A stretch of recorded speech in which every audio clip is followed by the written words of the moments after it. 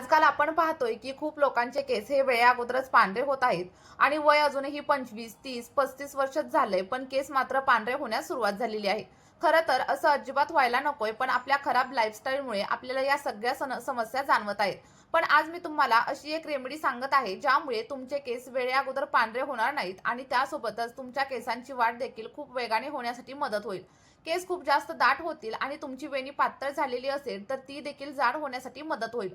पण त्यासाठी तुम्हाला आपला हा व्हिडिओ शेवटपर्यंत पाहावा लागेल आणि त्यासोबतच मी सांगितलेल्या पद्धतीने स्टेप बाय स्टेप फॉलो देखील करावा लागेल. बघा, व्हिडिओमध्ये पुढे जाण्या अगोदर तुम्हाला एक छोटीशी विनंती आहे. जर तुम्ही आपल्या चॅनलला पहिल्यांदाच व्हिजिट करत असाल तर लगेचच सबस्क्राईब करा आणि त्यासोबतच कमेंटमध्ये हे देखील सांगा की तुम्ही आपला हा व्हिडिओ नक्की कोणत्या गावामधून किंवा मग कोणत्या शहरामधून पाहत आहात. चला तर मग रेमेडी बनवायला आपण सुरुवात करूया. बघा, आपली ही रेमेडी बनवण्यासाठी सगळ्यात पहिल्यांदा तुम्हाला एक स्टीलचं भांडं घ्यायचं आहे. लक्षात ठेवा, तुम्हाला स्टीलचं आणि जाड बुड्याच्या भांड्याचाच वापर करायचा आहे. अॅल्युमिनियमच्या वगैरे भांड्याचा वापर अजिबात करायचा नाहीये. आणि त्यानंतर 1 कप किंवा मग 1 ग्लास एवढं पाणी याच्यामध्ये ऍड करा.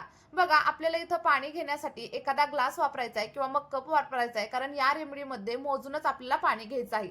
आणि ही रेमेडी त्या लोकांसाठी खूप जास्त महत्त्वाची आहे ज्यांचे केस वेळेअगोदरच पांढरे व्हायला सुरुवात झालेली आहे. आणि मी तर म्हणेन की सगळ्या लोकांनी या रेमेडीचा वापर करा, कारण यामुळे केस गळती देखील बंद होते आणि त्यासोबतच गळालेल्या जागेवरती नवीन केस उगवायला देखील मदत होत असते. बघा, इथे साधारणतः 1 ग्लास एवढं पाणी मी याच्यामध्ये ऍड केलेलं आहे. आता पाण्याचं प्रमाण तुम्ही कमी किंवा मग जास्त देखील करू शकता.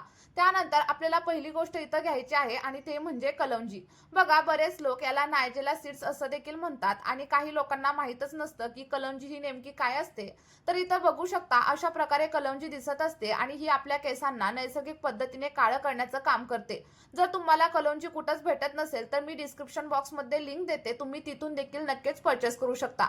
लक्षात ठेवा, काळे तीळ आणि कलौंजीमध्ये फरक असतो, तर तुम्हाला या रेमेडीसाठी कलौंजीचाच वापर करायचा आहे. साधारणतः 1 चमचा एवढी कलौंजी या रेमेडीसाठी मी वापरणार आहे, कारण माझे केस पांढरे वगैरे अजिबात नाहीयेत. जर तुमचे केस पांढरे वगैरे असतील तर तुम्ही 1.5 ते 2 चमचे एवढ्या कलौंजीचा वापर नक्कीच करू शकता. त्यानंतर दुसरा आणि महत्त्वाचा असा घटक आपण याच्यामध्ये ऍड करणार आहे आणि ते म्हणजे मेथीदाणा. बघा, बरेच लोक मेथीदाण्याला फेनुग्रीक सीड्स असं देखील म्हणतात आणि मेथीदाणे आपल्या केसांच्या वाढीसाठी खूप जास्त महत्त्वाचं काम करत असतात. साधारणतः 1 ते 1.5 चमचा एवढा मेथीदाणा मी या रेमेडीसाठी वापरणार आहे. आणि जर तुमचे केस वेळेअगोदरच पांढरे व्हायला सुरुवात झालेली असेल आणि सोबतच तुम्हाला केस गळतीची समस्या वगैरे जाणवत असेल ना, तर त्या सगळ्या काही समस्या कमी करण्यासाठी मेथीदाणा आपल्याला मदत करत असतो. त्यासोबतच जर तुम्हाला कोंड्याची वगैरे समस्या जाणवत असेल तर ती देखील मेथीदाण्याच्या वापरामुळे कमी होते. कारण मेथीदाण्यामध्ये प्रोटीन, निकोटिक ऍसिड आणि सोबतच लिसेथिन नावाचे घटक असतात, ज्यामुळे केसांच्या सगळ्या काही समस्या हळूहळू कमी होण्यासाठी मदत होत असते. बघा, दोन्ही गोष्टी ऍड केल्याच्या नंतर आपल्याला इथं आणखी एक महत्त्वाची अशी गोष्ट ऍड करायची आहे आणि ते म्हणजे फ्लॅक्स सीड्स. याला कोणी अळशी म्हणतं, कोणी जवस म्हणतं, काहीही म्हणा, पण हे आपल्या केसांसाठी एखाद्या वरदानासारखं काम करतं. जर तुमचे केस खूप जास्त प्रमाणावरती ड्राय झालेले असतील, फ्रीजी झालेले असतील आणि त्यासोबतच तुम्हाला स्प्लिट एंडची वगैरे समस्या जर जाणवत असेल ना, तर तुम्ही जवसाचं जेल बनवून तुमच्या केसांवरती अप्लाय करायला सुरुवात करा आणि त्यानंतर अगदी 1 महिन्यामध्येच तुमची स्प्लिट एंडची समस्या कमी होईल आणि त्यासोबतच तुमच्या केसांमध्ये नैसर्गिक मॉइश्चर येण्यासाठी देखील मदत होईल. इथे बघा, साधारणतः 2 चमचे एवढं जवस मी या रेमेडीमध्ये वापरलेलं आहे आणि माझे केस खूप जास्त सिल्की आहेत, स्मूथ आहेत. मला ड्राय आणि फ्रीजी याची समस्या अजिबात जाणवत नाही. त्यामुळे मी फक्त 2 चमचे एवढ्याच जवसाचा वापर इथे केलाय, पण तुम्हाला साधारणतः 4 चमचे एवढ्या जवसाचा वापर आपल्या या रेमेडीसाठी करायचा आहे, कारण तुमचे केस खूप जास्त प्रमाणावरती ड्राय असतील आणि फ्रीजी असतील. बघा, सगळ्या काही गोष्टी ऍड केल्याच्या नंतर आपल्याला पाणी व्यवस्थित असं मिक्स करून घ्यायचंय आणि त्यानंतर सगळ्यात शेवटी आपल्याला या रेमेडीमध्ये कोरफडीचा देखील वापर करायचा आहे. तुम्हाला काय करायचंय, तुमच्या घरी जर ॲलोवेराचं झाड वगैरे असेल ना, तर त्याचं एक ताजं असं पान तोडून घ्यायचं, त्याला स्वच्छ धुवून घ्यायचं आणि त्यानंतर त्याचे साईडचे जे काही काटेरी भाग असतात ते काढून टाका आणि कोरफडीला अगदी छोट्या छोट्या पीसेसमध्ये कट करून घ्या.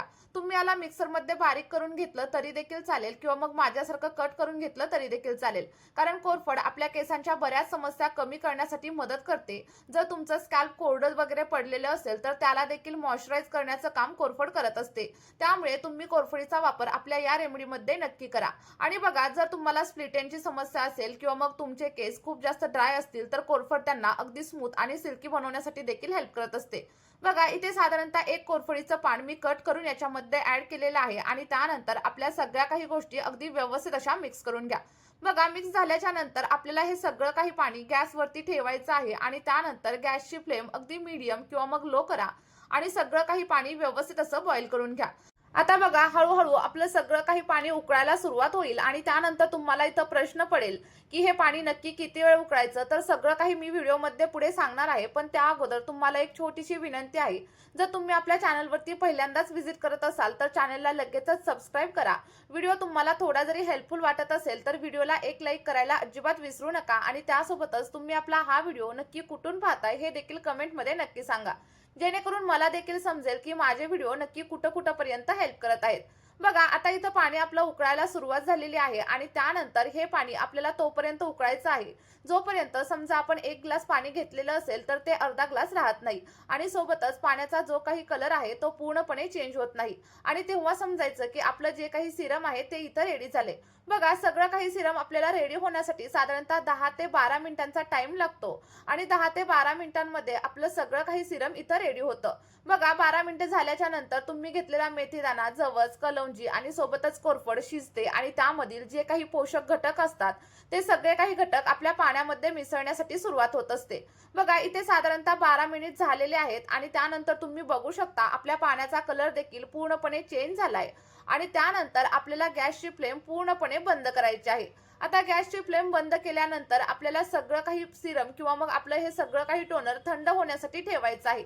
कारण बघा, जेव्हा आपण गरम गोष्टींचा वापर आपल्या केसांवरती करत असतो तेव्हा आपले केस आणखी जास्त प्रमाणावरती ड्राय होतात आणि सोबतच आपल्याला स्प्लिट एंडची वगैरे समस्या देखील जाणवू लागते. त्यामुळे तुम्हाला गरम असताना कोणतीही गोष्ट आपल्या केसांवरती अजिबात अप्लाय करायची नाहीये. आणि बघा, त्यानंतर तुम्हाला एखाद्या कॉटनच्या कापडाच्या साहाय्याने किंवा मग एखाद्या स्ट्रेनरच्या साहाय्याने आपल्याला सगळं काही टोनर व्यवस्थित असं गाळून घ्यायचंय. इथं एक गोष्ट लक्षात ठेवा, हे टोनर तुम्हाला गरम असतानाच गाळून घ्यायचंय, कारण थंड झाल्यानंतर हे गाळलं वगैरे अजिबात जात नाही, कारण आपण याच्यामध्ये फ्लॅक्सीड्स म्हणजे जवसाचा वापर केलेला आहे. बघा, इथे मी सगळं काही सिरम गाळून घेतलेलं आहे आणि हे थोडंसं गरम आहे. जेव्हा हे सिरम पूर्णपणे थंड होईल तेव्हा हे मी केसांवरती अप्लाय करणार आणि अप्लाय करण्याची योग्य पद्धत देखील मी तुम्हाला व्हिडिओमध्ये सांगणार आहे. बघा, मी तुम्हाला 2 वेगवेगळ्या पद्धती सांगणार आहे. तुम्ही त्याच्यामधील तुम्हाला जी कोणती पद्धत योग्य वाटेल ती नक्कीच वापरू शकता आणि हे तयार झालेलं सिरम तुम्ही असं देखील लगेचच तुमच्या केसांवरती वापरू शकता, कारण याचे देखील खूप सारे फायदे आपल्या केसांसाठी होत असतात. बघा, यामुळे केस गळतीची समस्या बंद होते, सोबतच तुमचे केस ड्राय असतील तर ते देखील सिल्की आणि स्मूथ होण्यासाठी मदत होते आणि सोबतच केसांना फाटे वगैरे फुटलेले असतील ना तर ते देखील हळूहळू कमी होण्यासाठी मदत होते. बघा, आता अप्लाय कसं करायचं, तर तुम्हाला सगळ्यात पहिल्यांदा हे सिरम तुमच्या केसांच्या मुळांवरती व्यवस्थित असं अप्लाय करायचंय. अप्लाय केल्याच्या नंतर अगदी 2 मिनिटांसाठी हलक्या हाताने तुम्हाला मसाज करायचे. आणि बघा, जर तुमचे केस खूप जास्त प्रमाणावरती ड्राय असतील, फ्रिझी असतील तर इथे आणखी एक महत्त्वाचा असा घटक मी तुम्हाला सांगते. तर तुम्हाला साधारणतः एक व्हिटॅमिन ईचं कॅप्सूल देखील याच्यामध्ये ऍड करायचंय. पण जसं की मी तुम्हाला सांगितलं, माझे केस अजिबात ड्राय आणि फ्रिझी नाहीयेत, त्यामुळे मी इथे व्हिटॅमिन ईच्या कॅप्सूलचा वापर अजिबात करणार नाहीये, कारण हे सिरम मी असंच माझ्या केसांवरती अप्लाय करणार आहे. आणि मी काय करते, अप्लाय केल्याच्या नंतर अगदी 2-3 मिनिटं हाताने मसाज करते आणि त्यानंतर कमीत कमी 2 तास हे सिरम केसांवरती असंच ठेवते. तुम्हाला देखील मी सांगितलेल्या पद्धतीनेच हे सिरम वापरायचं आहे. आणि बघा, तुम्ही रात्री लावून सकाळी देखील हे वॉश नक्कीच करू शकता. यामुळे तुमच्या केसांना आणखी जास्त पोषण भेटेल आणि जेवढं जास्त चांगल्या प्रकारे हे सिरम तुम्ही तुमच्या केसांवरती अप्लाय कराल तेवढा छान असा रिझल्ट तुम्हाला भेटणार आहे. चला तर मग मी सांगितलेल्या पद्धतीने हे सिरम नक्की बनवा आणि तुमच्या केसांवरती वापरून बघा. अगदी 1 ते 2 महिन्यांमध्येच तुम्हाला खूप छान असे रिझल्ट मिळणार आहेत आणि जे काही रिझल्ट भेटतील ते कमेंटमध्ये शेअर करायला अजिबात विसरू नका. या व्हिडिओमध्ये आपण इथेच थांबूया. भेटूया अशाच एका नवीन व्हिडिओमध्ये आणि एका नवीन अशा नैसर्गिक रेमेडी सोबत.